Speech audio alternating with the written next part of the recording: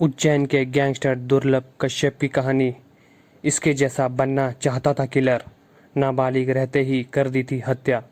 6 दिन में 4 गार्ड्स की हत्या करने वाला सीरियल किलर उज्जैन के गैंगस्टर दुर्लभ कश्यप को अपना रोल मॉडल मानता है। नमस्कार दोस्तों, मेरा नाम शशि कुमार है और आप सबका स्वागत है मेरे चैनल न्यूज़ विद शशि में। तो चलिए इस वीडियो को शुरू करते हैं। उसे दुर्लभ कश्यप की तरह फेमस होने की सनक थी। इसी सनक में उसने 4 गार्ड्स की हत्या कर दी। सभी का तरीका एक जैसा, सोते हुए गार्ड्स पर वार करना। 16-17 साल की उम्र में जब बच्चे अपना करियर बनाने के लिए यह तय करते हैं कि उन्हें अपना भविष्य संवारने के लिए आखिर क्या करना है, ऐसे समय में कुछ साल पहले एक युवा ने अपराध जगत में अपने कदम रखा, जिसकी सोच थी कि उसे अपराध जगत का ऐसा बेताज बादशाह बनना है जिसकी पहचान नगर और प्रदेश ही नहीं बल्कि पूरे देश में हो। अपनी इस सोच को पूरा करने के लिए इस युवा ने नाबालिग रहते हुए इतने अपराधों को अंजाम दिया कि यह युवा कुछ समय में उज्जैन पुलिस की हिस्ट्री शीटर बन गया। लेकिन इसके बावजूद जब उसे चाही गई प्रसिद्धि नहीं मिली तो उसने एक गैंग बनाई जो कि हर अपराध का निपटारा करती थी। यह युवा सोशल मीडिया पर स्टेटस डालकर लोगों से कहता था कि कोई भी विवाद हो, निपटारे के लिए हमसे संपर्क करें। हम बात कर रहे हैं उज्जैन के कुख्यात गैंगस्टर दुर्लभ कश्यप की, जिसने 16 साल की उम्र में अपराध की दुनिया में कदम रखा था। उसके पिता मनोज कश्यप सरकारी स्कूल में शिक्षक थे। वह बेटे को अच्छी शिक्षा देना चाहते थे कि उसका भविष्य भी उज्जवल हो, लेकिन दुर्लभ कश्यप के दिमाग में गैंगस्टर बनने का जुनून सवार था। यही कारण है कि उसने धीरे धीरे अपराध की दुनिया में कदम रखा और कुछ साल में वह इतना प्रसिद्ध हो गया कि उसने अपनी एक गैंग भी बना ली। इस गैंग में 100 से अधिक युवा दुर्लभ कश्यप से जुड़े हुए थे, जो कि उसके एक इशारे पर किसी को भी मारने को तैयार रहते थे। इन लोगों में सबसे अधिक नाबालिग लड़कों की संख्या थी। दुर्लभ की यह गैंग अलग ही पहचान में आती थी, क्योंकि इस गैंग का पहनावा दुर्लभ की तरह ही था, यानी कि माथे पर लाल टीका, आंखों में सुरमा, काला कुर्ता और गले में गमछा।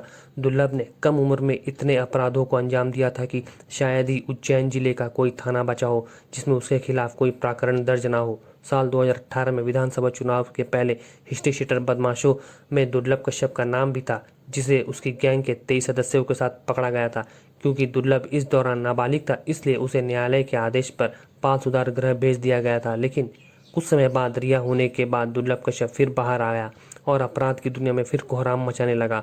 7 सितंबर 2020 को इस गैंगस्टर की हत्या एक गैंगवार के दौरान हो गई थी, जब शहनवाज गैंग के लोगों ने दुर्लभ पर चाकू से 34 बार वार किए थे। इस समय दुर्लभ कश्यप की उम्र मात्र 20 साल थी। ऐसे में दुर्लभ को प्रसिद्धि। साल 2018 में उज्जैन के तत्कालीन एसपी सचिन अतुलकर एक प्रेस कॉन्फ्रेंस कर रहे थे। तभी उन्होंने दुर्लभ और उसके कुछ साथियों को मीडिया के सामने परेड कराई। सचिन अतुलकर की कोशिश थी कि चुनाव से पहले पेशेवर अपराधियों को नियंत्रण में कर लिया जाए। उस वक्त दुर्लभ 18 साल का भी नहीं था। मीडिया वाले उसके चेहरे से अनजान थे। प्रेस कॉन्फ्रेंस में से एक पत्रकार ने सवाल किया, इन लड़कों में से दुर्लभ कौन है? अतुलकर का जवाब आया, वो खुद हाथ उठाकर बताएगा। फिर दुर्लभ ने बहुत अलग अंदाज में अपना हाथ ऊपर उठाया। वह वीडियो सोशल मीडिया पर वायरल हो गया। यही वही वक्त था जिसके साथ दुर्लभ सोशल मीडिया पर लोगों के बीच पहचान हासिल करने में सफल हो गया। दुर्लभ और उसकी गैंग के साथियों को राष्ट्रीय सुरक्षा कानून के तहत सूबे के अलग अलग जेलों में भेज दिया गया। फरवरी 2017 में दुर्लभ पर पहली बार पुलिस ने मामला दर्ज किया था।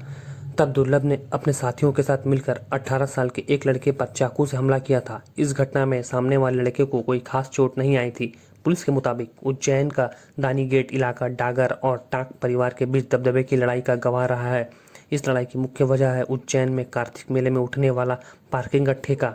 हेमंत बोखला के जरिए दुर्लभ डागर परिवार के करीबी राहुल किलोसिया के कांटेक्ट में आया था। किलोसिया को अपना कारोबार चलाने के लिए लड़कों की जरूरत थी। दुर्लभ और उसके साथियों को पनाह दी जाने लगी।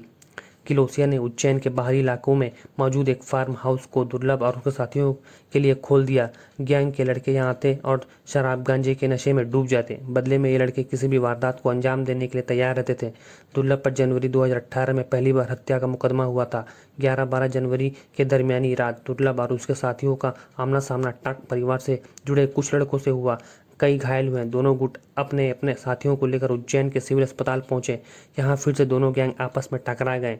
दुर्लभ गैंग के लड़के ने अर्पित उर्फ कान्हा पर चाकू से हमला किया। 13 जनवरी को उसकी मौत हो गई। इस मामले में दुर्लभ और उसके साथियों को आरोपी बनाया गया। दुर्लभ और उसका साथी राजदीप उस वक्त नाबालिग थे, जिसकी वजह से उन्हें उज्जैन के बाल सुधार गृह भेज दिया गया। 4 महीने काटने के बाद दोनों को इस केस में जमानत मिल गई।